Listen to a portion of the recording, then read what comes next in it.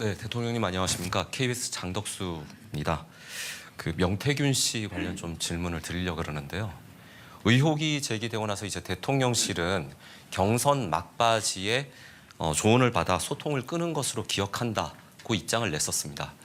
그런데 최근 대통령님과 그 명 씨의 녹취가 공개되면서 논란이 또 최근 커지고 있는데요. 대선 이후 명 씨와 정말로 소통을 끊으신 건지 연락한 적이 없으신지 궁금하고요. 만약 또 통화나 문자가 공개된다면 어떻게 대응하실지 또 궁금합니다. 제가 조금 설명을 좀 자세하게 하겠습니다. 먼저 그 명태균 씨와 관련된 이런 논란들이 언론 보도가 돼서 저도 아침 그 비서실 회의 때 경선 하여튼 뒷부분에 가서 좀 그럴 만한 일이 있었기 때문에 이제 연락하지 마라 이렇게 이제 한 적이 있고, 아마 어느 언론에서 아마 명태균 씨도 그런 비슷한 취지의 얘기를 후보로부터 들었다고 했다는 것도 제가 봤는데요. 그렇게 했는데 제가 그러니까 당선된 이후에 연락이 왔는데 그게 뭐로 왔는지 모르겠어요. 제가 전화번호를 지우고 텔레그램에는 이름이 여전히 남아있기 때문에 텔레폰으로 온 건지 아니면 전화로 온 건지는 잘 모르겠습니다만은 하여튼 받은 적이 있다.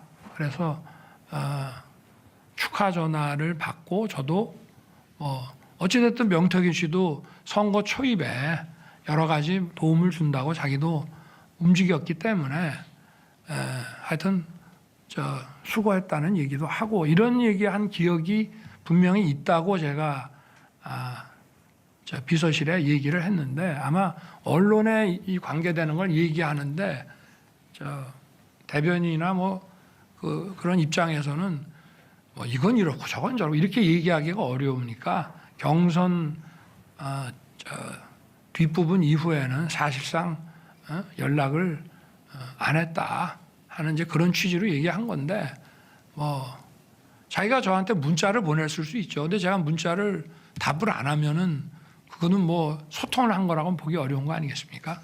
또 좋은 일로 전화를 했는데 제가 고맙다 이런 얘기는 할 수 있는 거 아니겠어요? 그러나 선거 초기에는 제가 정치에 대해서 아무것도 모르니까 정치인에 대한 얘기며 예를 들어서 제가 어느 지역에 이렇게 가면은 그 지역 사람들 만나면은 그 지역에는 이런 게 관심이 많으니까 이런 얘기 좀 해주면 좋을 것 같습니다. 이런 얘기도 하더라고요. 물론 그런 얘기를 명태균 씨한테만 받은 게 아니라 수백 명으로부터 받았지만 어쨌든 저의 당선을 반대하는 사람이라기보다는 당선을 위해서 자기가 도움이 되겠다고 나선 사람인데, 하여튼 경선 후반기에 가서는 제가 볼 때는 좀 나서지 않을 문제를 가지고 얘기를 하길래 제가 이제 좀 안 되겠다 싶어서 그렇게 한 것이고,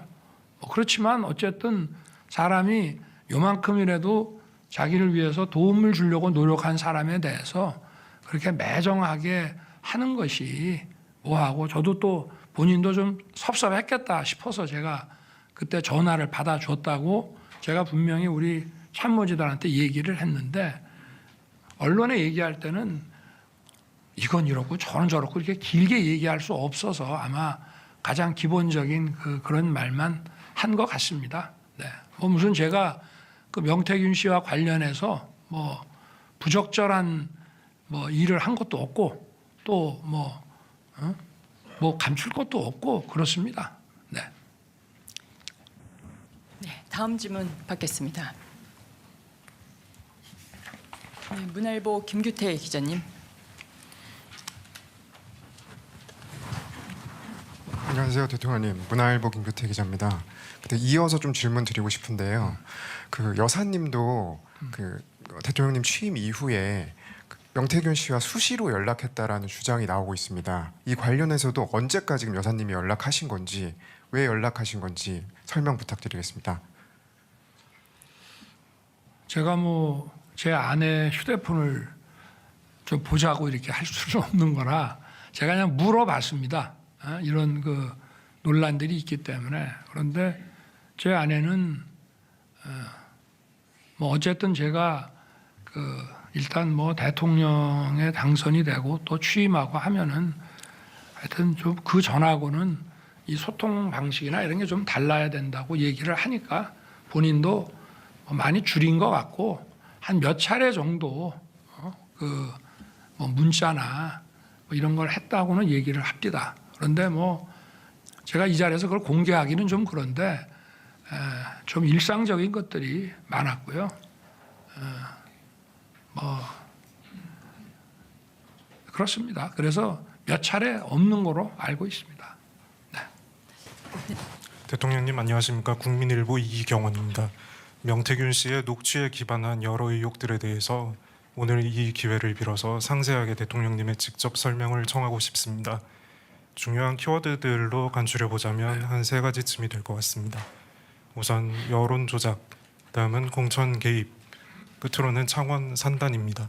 이 의혹들에 대해서 제가 뭐 되풀이해서 설명을 하는 것은 오늘 시간상 옳지 않을 것 같고, 여러 대목에 대해서는 검찰의 수사도 예정이 되어 있겠습니다만 이 기자회견 자리를 통해서 많은 국민들이 납득할 만한 설명을 들을 수 있도록 책임 있게 말씀을 부탁드리고자 합니다. 그러니까 여론 조작 또 공천 개입. 공천 창원. 저는 명태균 씨한테 무슨 여론조사를 해달라는 얘기를 한 적은 없습니다. 그리고 뭐 명태균 씨나 또는 우리 당의 정치인들이 이제 여론조사 뭐 발표된 거라든지 또는 요거는 뭐 내일 발표될 예정인데 그냥 알고만 계시라 뭐 이런 얘기들은 선거 때 뭐 수도 없이 받았고요. 그리고 뭐 제가 여론조사를 조작할 이유도 없고 여론조사가 잘 나왔기 때문에 늘 뭐 그거를 조작할 이유도 없고, 그리고 뭐 또 잘 안 나오더라도 그거를 조작한다는 거는 그거는 전 인생을 살면서 그런 짓은 해본 적이 없습니다.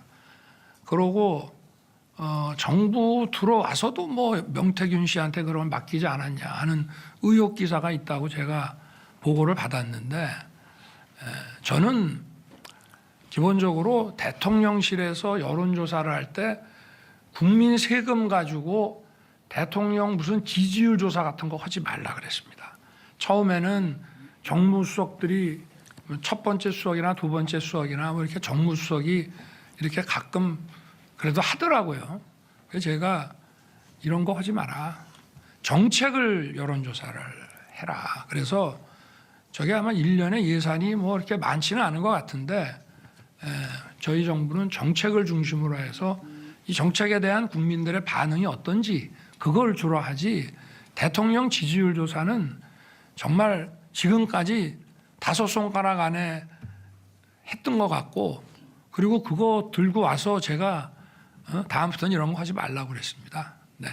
그러니까 여론조사는요, 그리고 처음부터 뭐 다 계약 가계약 단계부터 전부 그 절차를 밟아서 하는 거지 나랏돈 쓰는 것이 그렇게 간단한 건 아니라는 점을 말씀드리고요. 그리고 공천 문제는 공천 개입이라고 하는 것에 이제 정의도 따져봐야 됩니다.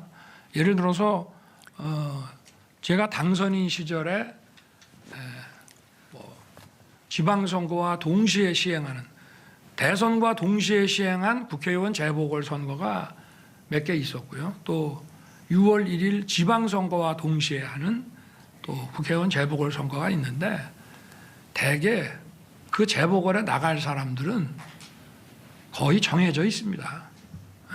그걸 뭐 새롭게 이렇게 뭐 대규모 총선을 할 때 같이 인재영입위원회 만들고 뭐 공천심사위원회 뭐 엄정하게 뭐 해서 채점하고 막 이렇게 하는 것이 아니라 어느 정도 비스슨하게 하지만 대개 그거는 정해져 가지고, 당시에도 저는요 그 당선인 시절에 그 2달 동안 우리 경호원들이 저한테 그랬습니다.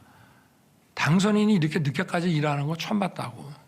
정말 안가에서 새벽 한 2시까지 그 장차관과 차관급에 대한 인사 또 필요하면 저 인터뷰도 직접 해야 되고 그런 시기이기 때문에 뭐 그런 당에서 진행하는 공천을 가지고 제가 왈가불가할 수도 없고 또 인수위에서 진행되는 걸 꾸준히 보고받아야 되고 저는 저 나름대로 그야말로 고3 입시생 이상으로 바빴던 사람입니다.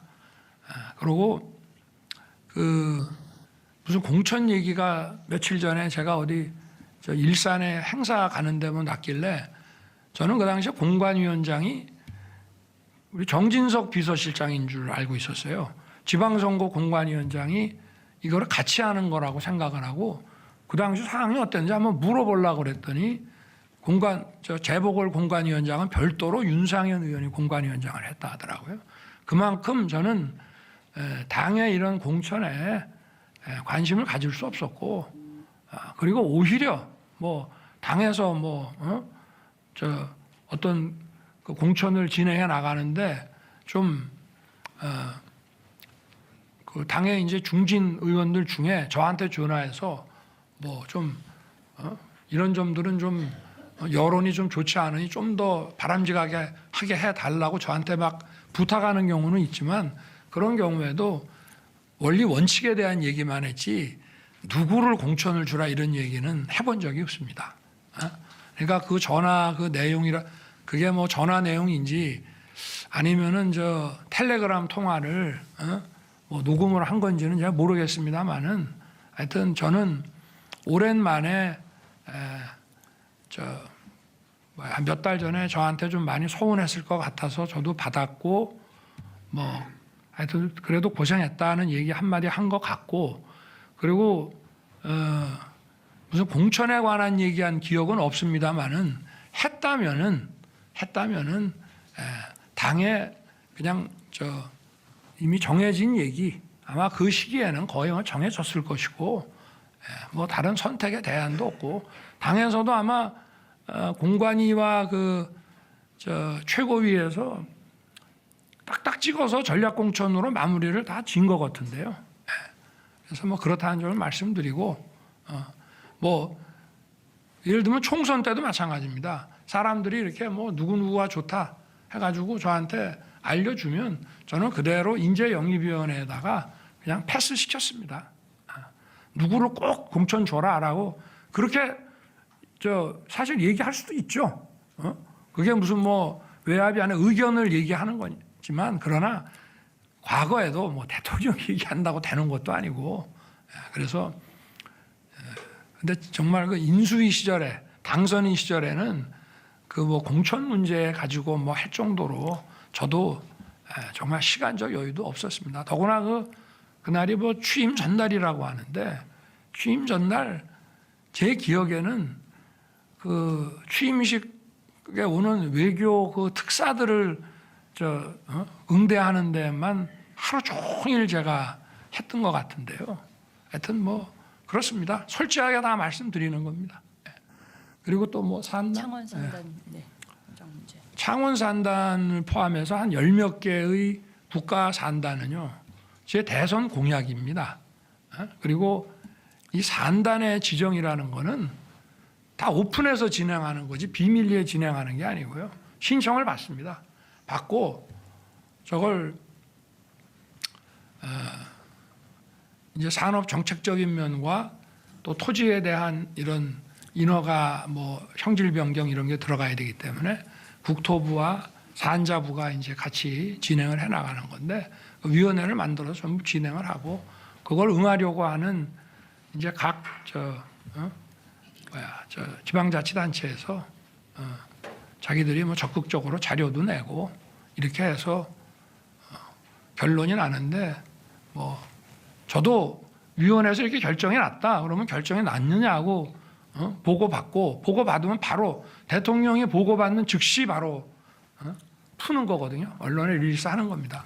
뭐 저한테 해서 제가 보고 다시 조정을 해서 뭐 마지막 도장을 찍어줘야 되는 것이 아니고 이 절차 자체가 마치 재판하듯이 쭉 위원들이 이걸 받아서 결정을 하면은 아마 그래도 제가 언론에 난 거 보고 알아서는 안 되니까 대통령께 보고가 갔다 그러면 아마 즉시 언론에 릴리스 하는 거라.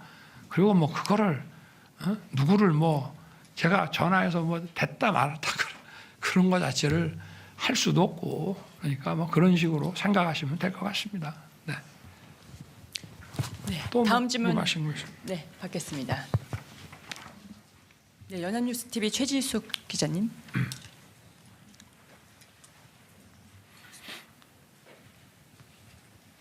예, 연합뉴스TV 최지숙입니다. 네.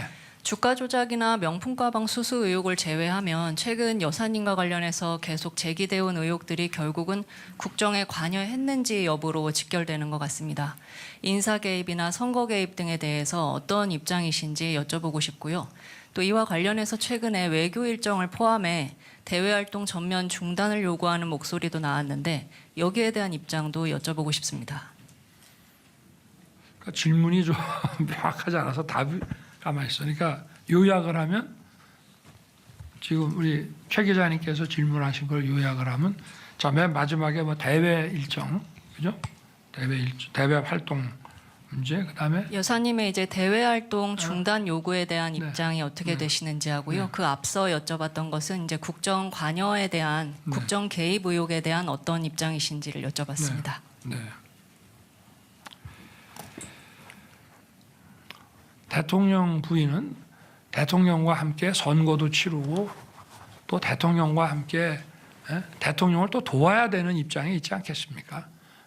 무슨 뭐 공직자는 물론 아닙니다만은 예를 들어서 뭐 대통령이 요새 뭐 회의 때 막 참모들한테 막 야단을 많이 친다는 말이 있는데 당신 좀 부드럽게 해. 그런 거를 뭐 국정 관여라고 할 수는 없지 않겠죠. 그죠? 그리고 과거에 역대 그 대통령 그 부인들한테도 좀 대통령에 대해서 좀 해야 되는데 좀 면전에서 하기 어려운 것들을 이렇게 좀 우회적으로 해서 그 좀 대통령이 뭐 부인이 얘기하는 듣기 싫은 소리까지 막 집에서 혼내고 싸우고 이러지는 않을 거니까 뭐 그런 점들이 좀 있을 수 있습니다. 근데 무슨 국정 대통령 부인이 대통령을 좀 도와서 어쨌든 선거도 좀 잘 치르고 국정도 남들한테 좀 욕 안 얻어먹고 좀 원만하게 잘 하기를 바라는 그런 일들을 국정농단이라고 그런다면은 그거는 국어사전을 좀 다시 좀 정리를 해야 될 것 같다는 생각은 좀 들고요. 다만 이제 그 어찌됐든 제가 뭐 검찰총장 할 때부터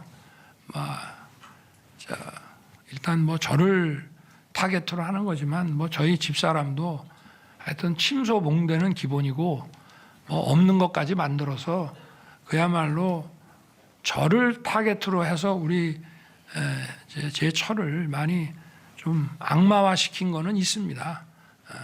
그러나 우리가 가릴 거는 명확하게 가려야 되고 저도 뭐 제 아내가 잘했다는 것이 아니라 더 신중하게 매사에 처신을 해야 되는데 이렇게 국민들한테 걱정 끼쳐드린 거는 그거는 무조건 잘못이라고 생각합니다.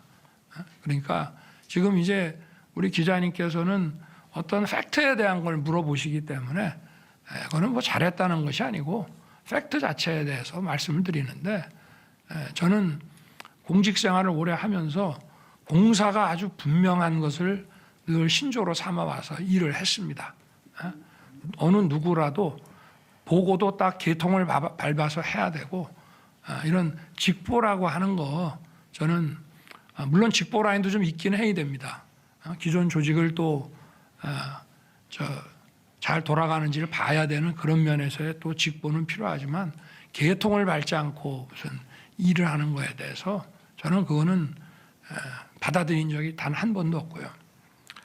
그리고 대외 활동에 대해서는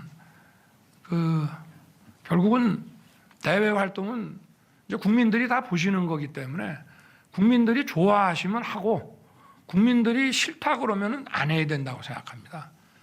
그래서 뭐 지금의 여론을 충분히 감안하고 또 그렇게 해서 어떤 그 외교 그 관례상 또 어떤 뭐 국익 활동상 반드시 해야 된다고 저와 제 참모들이 판단하는 일을 제외하고는 사실상 중단해 왔습니다. 그리고 앞으로도 이런 기조를 계속 이어갈 것입니다. 네. 또 뭐 좀 부족한 게 있습니까? 최 기자님.